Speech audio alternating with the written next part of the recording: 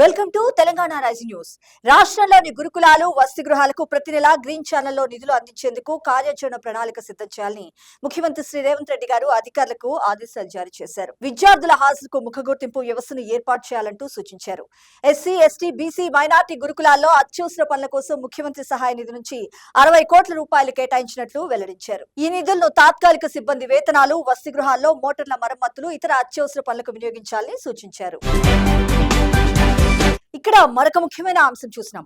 BC రిజర్వేషన్లపై సుప్రీంకోర్టులో రాష్ట్ర సర్కారు వేసిన పిటిషన్లో పార్టీ నాయకులు కూడా ఇంప్లీడ్ అవుతారని PCC chief MLC Mahesh Kumar Goud garu స్పష్టం చేశారు. ఈ విషయంలో సుప్రీంకోర్టులో ఎలా వ్యవహరించాలనే దానిపై ఇప్పటికే సీఎం రేవంత్ రెడ్డి గారు, రాష్ట్ర కాంగ్రెస్ పార్టీ వ్యవహారాల ఇన్ఛార్జి మీనాక్షి నటరాజన్ గారు, డిప్యూటీ సీఎం భట్టి విక్రమార్క గారు, మంత్రులు పొన్నం ప్రభాకర్ గారు, ఇతర ముఖ్య నేతలతో జూమ్ మీటింగ్ జరిగిందని వెల్లడించారు. ఈ సందర్భంగా రాష్ట్రంలోని తాజా పరిణామాలను కాంగ్రెస్ పార్టీ అధినేత మల్లికార్జున్ ఖర్గే గారికి వివరించామంటూ స్పష్టం చేశారు PCC chief MLC Mahesh Kumar Goud గారు.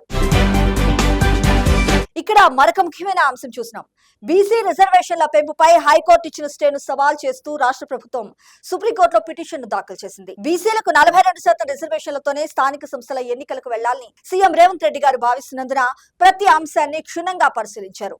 బీసీ రిజర్వేషన్లను పెంచుతూ ప్రభుత్వం ఇచ్చిన జీవో నెంబర్ 9ని నిలిపేస్తూ హైకోర్టు జారీ చేసిన ఉత్తర్వులపై 4-5 రోజులుగా ప్రత్యేకంగా దృష్టి సారించారు.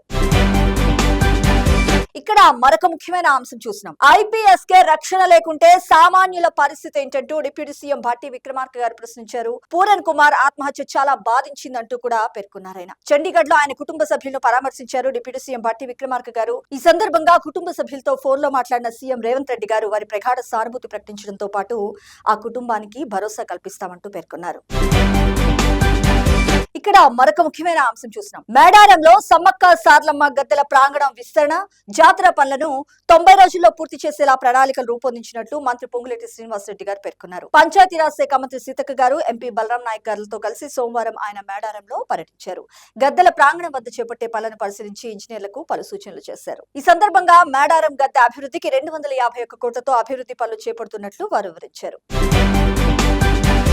ఇక్కడ మరొక ముఖ్యమైన అంశం చూసినాం. జూబ్లీ హిల్స్ లో ప్రచారానికి కాంగ్రెస్ పార్టీ ముమ్మరంగా ఏర్పాట్లు చేపట్టింది. నామినేషన్ల ప్రక్రియ సోమవారం నుంచే ప్రారంభమవుతుండటంతో నేతలు ప్రచారాన్ని స్పీడప్ చేసే పనిలో ఉన్నారు. మంగళవారం నుంచి కాంగ్రెస్ పార్టీ ముఖ్య నేతలు, నియోజకవర్గ ఇన్ఛార్జి మంత్రులు ప్రచారంలో పాల్గొనున్నారు. నియోజకవర్గ పరిధిలోని వేర్వేరు ప్రాంతాల్లో ఉదయం 1, సాయంత్రం 1, 2 సభలు ఏర్పాటు చేస్తున్నారు. ఈ సందర్భంగా పార్టీ శ్రేణులు, అభిమానులు, కార్యకర్తలు అందరూ కూడా జూబ్లీ హిల్స్ లో కాంగ్రెస్ పార్టీ గెలుపు కోసం కృషి చేయాలని పిలుపునిచ్చారు. ఇక్కడ మరొక ముఖ్యమైన అంశం చూసినాం.